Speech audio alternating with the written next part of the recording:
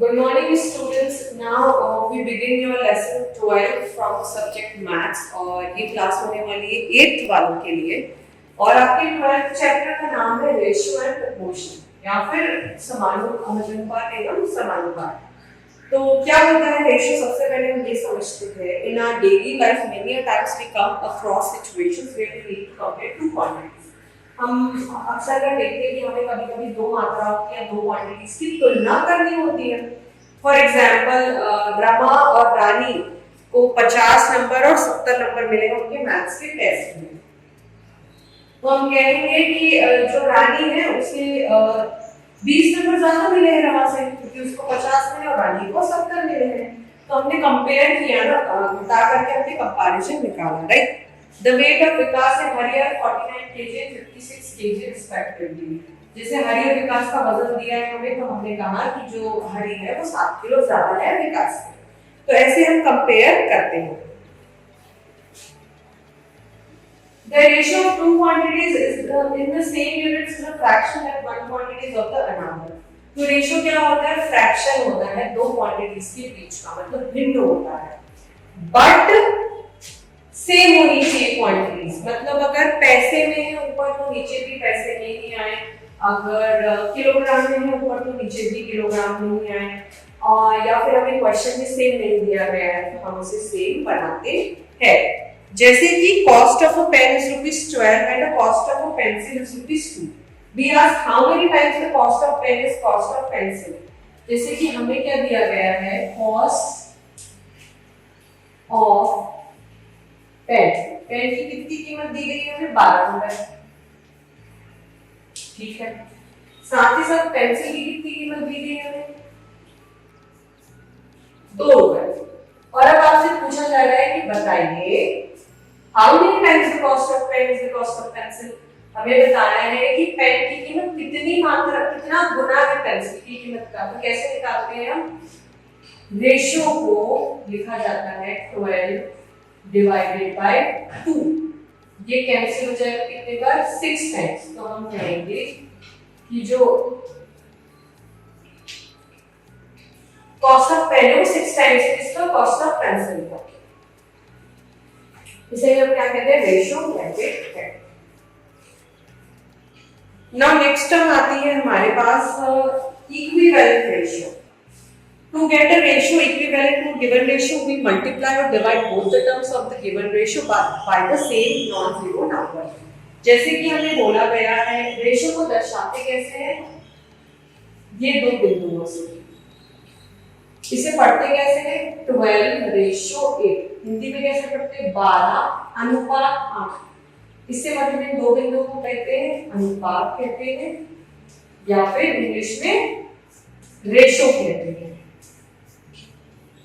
और इसका मतलब क्या होता है? अपॉन। इसको लिखेंगे कैसे? इन दो बिंदुओं का मतलब होता है अपॉन यानी कि बटा, ठीक है। अब अगर इक्विवेलेंट यानी इसके बराबर समतुल्य निकालना होता है तो क्या करते हैं? समान संख्या का गुणा करते हैं और समान संख्या का भाग देते हैं। जैसे 2 का गुणा करेंगे तो 2 का ही भाग देंगे।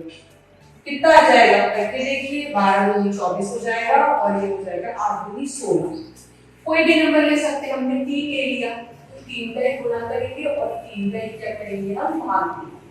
कितना आ जाएगा? 36 आ जाएगा ऊपर और नीचे आ जाएगा हमारा 24। तो सेम संख्या को गुणा भाग करने पर जो अनुपात हमें प्राप्त होते हैं वो इक्विवेलेंट रेशियो कहलाते हैं। कैसे रेशियो कहलाते हैं? इक्विवेलेंट रेशियो कहलाते हैं। Now let's begin your exercise number 31।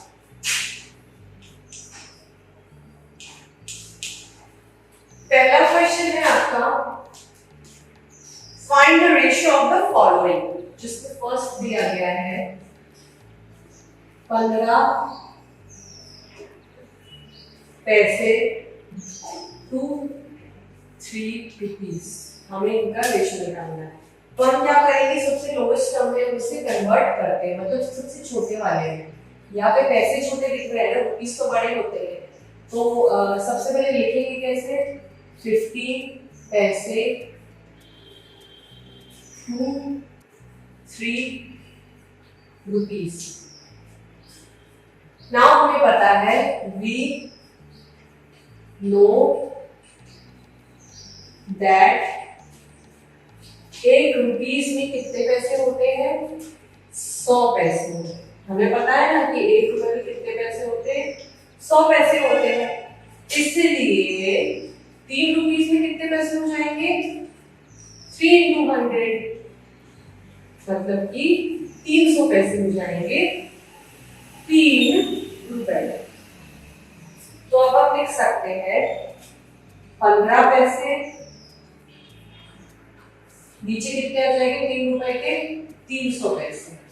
पैसे को मैं पी से डिनोट कर रही हूँ, तो पी से तो पी कैंसिल हो जाएगा, इसलिए हम अनुपात में देखते हैं कि सेम यूनिट करते हैं ताकि वो कैंसिल हो जाए। अब इसे आप कैंसिल कीजिए, 15 एकम 15, 15 दूनी 30 और ये आ गया 0। तो रेशो 1/20 आया। इसे हम लिख सकते हैं, बटे को कैसे बताया था? इसे अनुपात के रूप में हम लिख सकते हैं।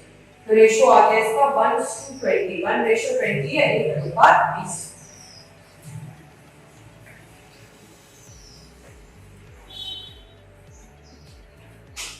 नेक्स्ट क्वेश्चन है इसका सेकंड वाला।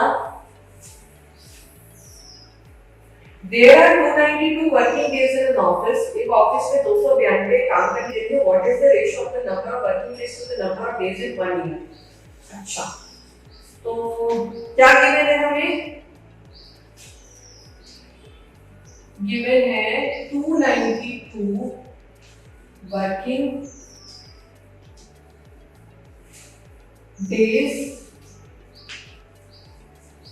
in a office and we know that, हमें पता है कि एक साल में कितने दिन होते हैं? we know that number of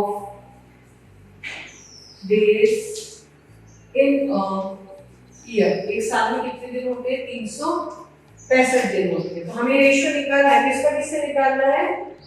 What is the ratio of the number of working days to the number of days in a 1 year? मतलब ऊपर आएंगे वर्किंग डेज जो कि कितने हैं हमारे 292, नीचे आएंगे टोटल डेज जो कि कितने हमारे 365। अब इसे कैंसिल करने की कोशिश कीजिए।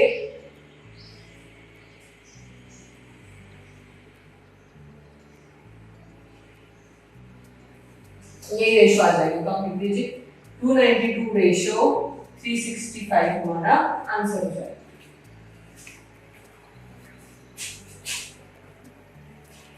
Now question number 4 कहता है the sum of two number is 90। जो दिया गया सबसे पहले तो वो लिखा करें, गिवन क्या है हमने? The sum of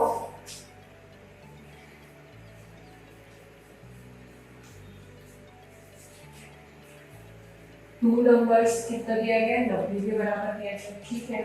फिर बोला गया है कि वो जो नंबर है 7 8 के रेशो में, रेशो कितना दिया गया है नंबर्स का? 7 अनुपात 1 या 7:8। तो हमें नंबर्स निकालने हैं, तो हम नंबर्स मान सकते हैं। Suppose numbers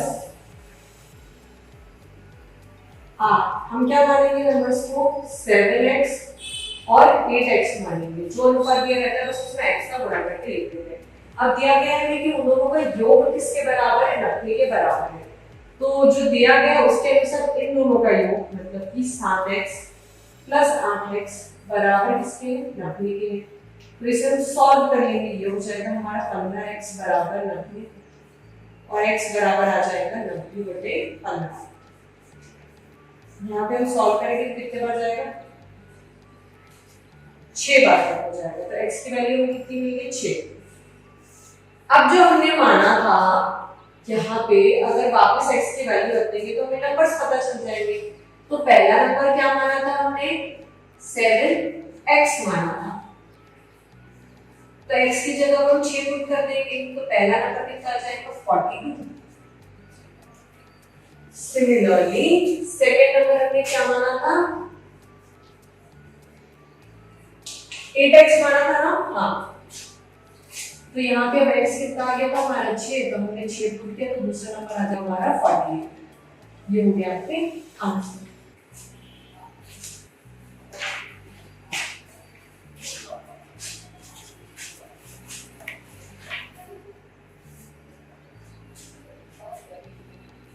Now question number 7 देखिए।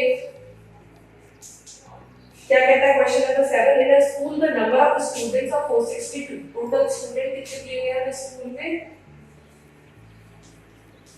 462. ठीक है. The ratio of the boys and girls is 9:5. Ratio कितना दिया गया है बॉयज से गर्ल्स का?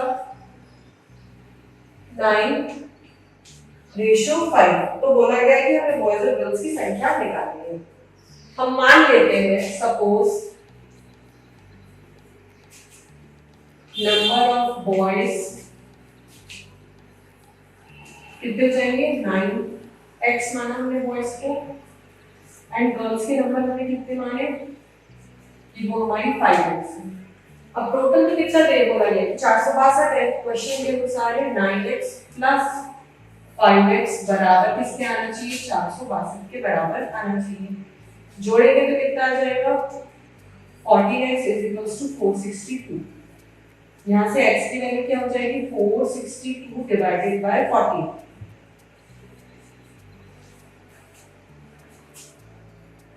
तो x की वैल्यू हमें कितनी मिली? यहाँ पे 33 हमें x की वैल्यू मिली. तो अब हम नंबर ऑफ बॉयज निकालेंगे. बॉयज कितने हो जाएंगे हमारे? माने कितने थे हमने? 9x ना. तो 9x 9 और x की जगह आ जाएगा हमारा 33. तो बॉयज हो जाएंगे हमारे 297 हमारे बॉयज हो जाएंगे. एंड सिमिलरली गर्ल्स हमने कितनी मानी थी? 5x, यानी 5 into 33 165 हमारी गर्ल्स आ जाएंगी.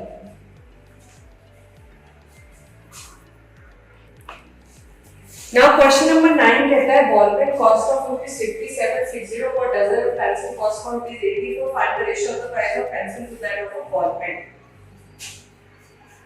बॉल पेन का प्राइस क्या दिया है?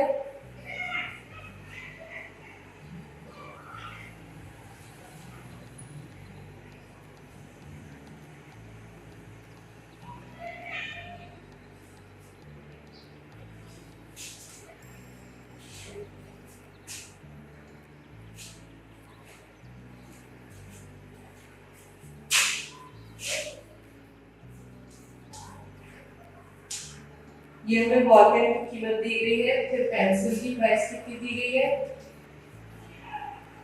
84.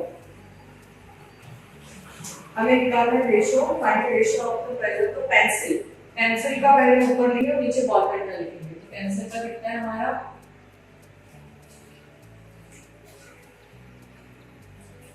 Find the ratio of the price of the pencil to that of a ball pen. Pencil का ऊपर लिखेंगे 84 और बॉल पेन का नीचे लिखेंगे व्हिच इज दिस. इसे सॉल्व करने पर हमें क्या मिलेगा? ऊपर आ जाएगा हमारा 7 और नीचे आ जाएगा 4.8. कैसे लिख सकते हैं इसे हम? 7 रेशियो 4.8. ये आपका आंसर हो जाएगा.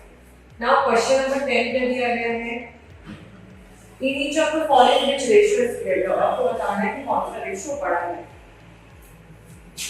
जैसे पहला दिया गया है 40:30 और कंपेयर इससे करना है 6:30. क्या करना है? लोवेस्ट टर्म में लाते हैं 40/30.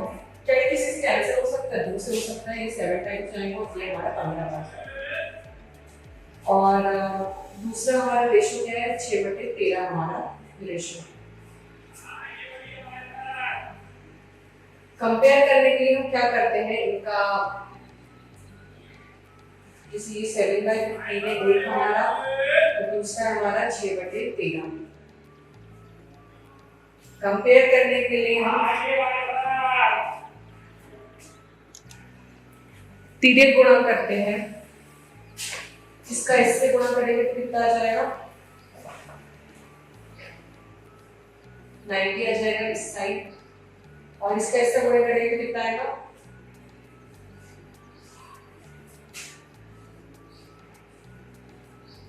इधर आ जाएगा हमारा 84.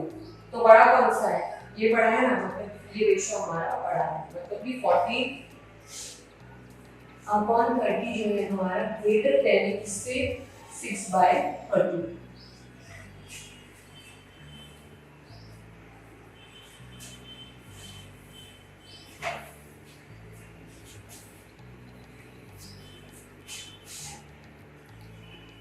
नेक्स्ट कंसेप्ट आता है हमारा प्रोपोर्शन, या फिर जिसे हिंदी में कहते हैं समानुपात। मतलब ये होता है कि अनुपात हमारे समान आने चाहिए, तो हम कहेंगे कि हाँ वो सेम प्रोपोर्शन में है। तो एक्सरसाइज 32 का पहला क्वेश्चन यही कहता है कि आपको बताना है कि वो प्रोपोर्शन में है या नहीं। जिसमें पहला दिया गया है 15, 21, 50, 70। कैसे सॉल्व करते हैं? 15/21 लिखते हैं, बराबर का साइन लगाते हैं और यहाँ 50/70 लिखते हैं। अब यदि इन दोनों को सॉल्व करते हुए LHS RHS के बराबर आ जाएगा तो हम कहेंगे कि वो सेम प्रोपोर्शन है। ये 0 से 0 कैंसिल, ये 3 से 5 बार और ये 3 से 7 बार, तो यहाँ आ गया हमारा 5/7 और इधर भी आ गया हमारा 5/7। तो क्या हो जाएगा? Yes, they are in proportion। क्या उत्तर हो जाएगा? यह समानुपात, समान अनुपात मतलब दर्शाते हैं। एक और क्वेश्चन देखते हैं। 27, 18, 30, 20। 27/18 बराबर 30/20। 0 से 0 कैंसिल, तो अब ये 27 से 9 ही 18, इधर भी आ गया 3/2 और इधर भी आ गया 3/2, तो हमारे दोनों की सेम प्रोपोर्शन में है। अगला क्वेश्चन हमें दिया गया है कि x की वैल्यू हमें फाइंड आउट करनी है। पहला है 36/x रेशियो प्रोपोर्शन। इस वाले 4 बिंदु रहेंगे तो सिर्फ प्रोपोर्शन पढ़ते हैं। 54:6। 2 बिंदुओं का मतलब होता है बटे x और 4 बिंदुओं का मतलब होता है इक्वल टू, समानुपात यानी कि प्रोपोर्शन, समान अनुपात, तो इक्वल टू। तो इसे लिखेंगे 54/6। तो यहाँ पे किसकी वैल्यू हमें निकालनी है? x की वैल्यू हमें निकालनी है। क्या कुछ कैंसिल हो रहा है? ये जाएगा 9 टाइम्स, तो x की वैल्यू क्या हो जाएगी? इधर बचेगा हमारा 1/x और उधर हो जाएगा हमारा 9/36। 1/x हो जाएगा हमारा 1/4 के बराबर। x किसके बराबर आ जाएगा? 4 के बराबर। ये हो गया आपका आंसर। नाउ क्वेश्चन नंबर 3 कहता है इन अ प्रोपोर्शन, समानुपात में the first, second and fourth number are, पहले, दूसरे और चौथे नंबर दिए गए तो मैं थर्ड टर्म निकालूंगी। तो पहला है 217, पहले का दूसरे से हो जाएगा 112, बीच में लगाते हैं हम समान अनुपात। तीसरा हमें दिया नहीं तो हमने x मान लिया और चौथा हमें दिया गया 32, हमें x निकालना है। कैसे सॉल्व करेंगे? 217/112 बराबर x/32। अब इसे आप सॉल्व कर लीजिए, जो जिससे कैंसिल हो रहा है उसे कैंसिल करके लिख लीजिए।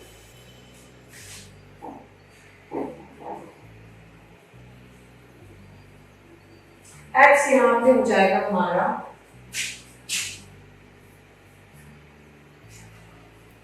217/32/112। इसे जब आप सॉल्व करेंगे तो x की वैल्यू आपको क्या मिलेगी? 62। 62 हमारा आंसर हो जाएगा।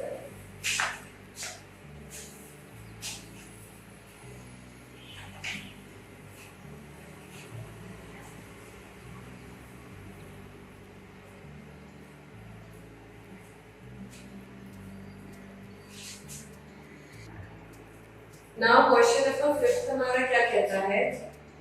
Income to saving ratio of a person 9:2।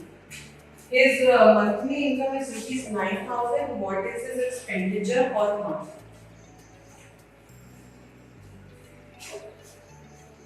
अगर किसी व्यक्ति का जो सेविंग का रेशियो है इनकम से सेविंग का रेशियो जो है वो है 9:2। मतलब इनकम उसकी 9 है तो सेविंग उसकी 2 है। अब उसकी इनकम अगर 9,000 है तो उसकी सेविंग हमें बतानी कितनी है। क्वेश्चन नंबर 3 क्या दिया गया है?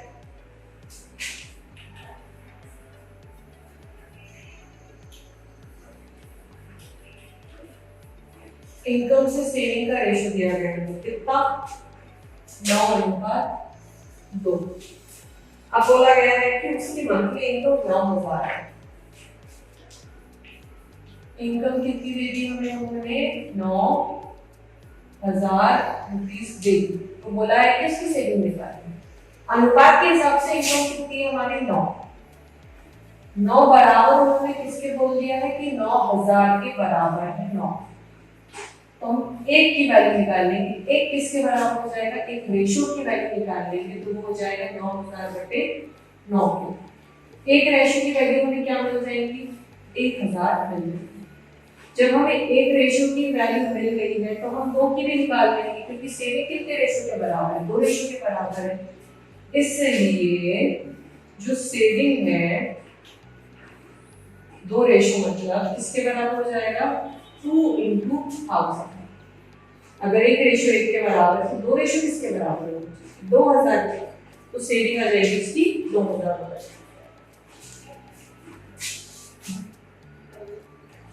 अब क्वेश्चन 8 हमें दिया गया है the interest on ₹6,000 for 1 year is 360। What is the interest on ₹8,000? क्या बोला गया है क्वेश्चन नंबर 8 में? एक साल का 6,000 रुपीस पर जो हमारा इंटरेस्ट है कितना दिया गया है हमें? 360 रुपए दिया गया। तो हमें निकालना है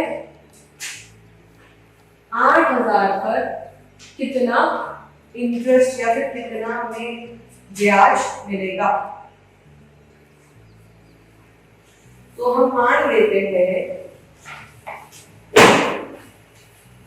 कैसे करेंगे हम इसे? Let the interest on ₹8,000 is x। हमने माना कि हमें x रुपए का ब्याज मिलेगा। अब ये सब किसके होते हैं? समानुपात में होते हैं। 6,000 8,000 के रेशियो में बराबर होगा ये 360 से x के रेशियो में। x हमने मान लिया। जैसे कैसे लिख सकते हैं? 6,000 बटे 8,000 is equal to 360 divided by x। तो x की वैल्यू में कितनी ले लिया? 360 into 8 divided by 6। x की वैल्यू आ जाएगी हमारे पास 480 रुपीस।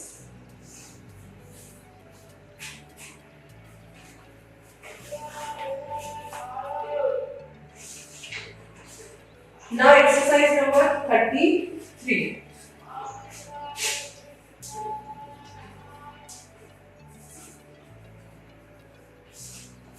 पहला क्वेश्चन क्या है? The cost of 25 meter of cloth is 995। What is the cost of 5 meter of such cloth? 25 meter के एक कपड़े की कीमत हमें दी गई है। Cost of 25 meter of cloth कितनी दी गई? 25 मीटर की 995 कितनी कीमत दी गई? 25 मीटर के कपड़े की 995.50। तो 1 मीटर के कपड़े की क्या कीमत हो जाएगी? Cost of 1 meter cloth. 25 meter की अगर इतनी दी गई है तो 1 मीटर की कितनी हो जाएगी? 995.50 डिवाइडेड बाय 25। अब इसे जब हम सॉल्व करेंगे, मत करिए इसे सॉल्व करके हमें निकालनी कितनी? 5 मीटर की। इसलिए मतलब 1 मीटर के कपड़े की कीमत इतनी है, इसलिए 5 मीटर के कपड़े की कीमत कितनी हो जाएगी? 5 से गुणा कर दीजिए। तो 995.50 अपॉन 25 इनटू 5। तो ये 5 से 5 हमारा कैंसिल हो जाएगा। तो बचेगा कितना? 995 0.50 डिवाइडेड बाय 5, इसे आप सॉल्व कर सकते हैं।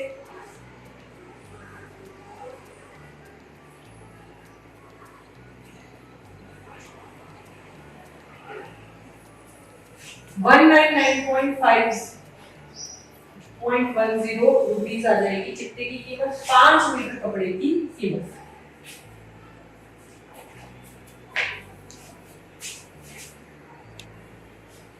अगला क्वेश्चन हमें दिया गया है, question number second, a car travels 240 kilometers in 4 hours, how long will it take to travel 600 kilometers?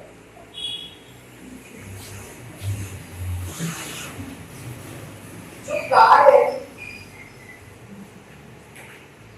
वो ट्रैवल करती है 240 किलोमीटर कितने घंटे में?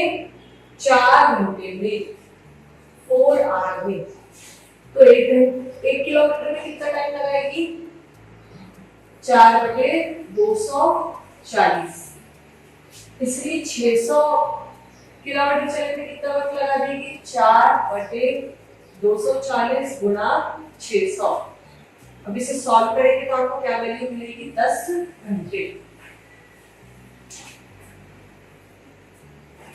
ये 600 किलोमीटर में चलने वाली बात आ गई।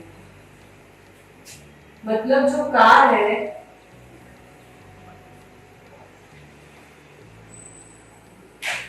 ट्रेवल 4 घंटे में कितने किलोमीटर चलती है कार? 240 किलोमीटर चलती है। तो 1 घंटे में कितनी चलेगी? 240/4। तो 6 घंटे में कितनी चलेगी? 240/4 गुणा 6। तो 6 घंटे में कितनी दूरी तय कर लेगी? 360 किलोमीटर की दूरी तय कर लेगी।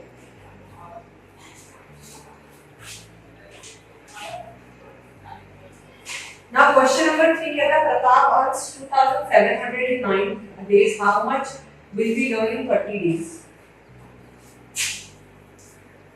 कोई प्रताप है जो 9 दिनों में कितना कमाता है?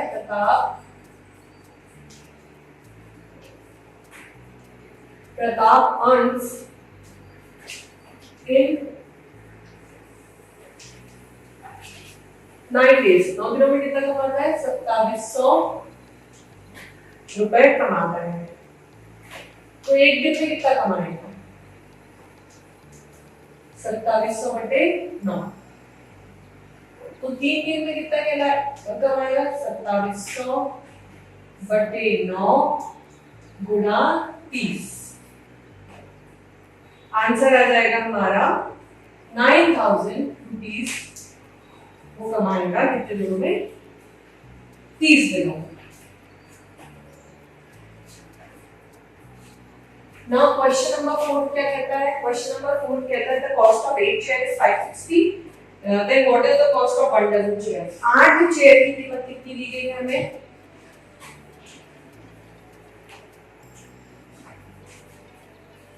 560 रुपए दी गई है।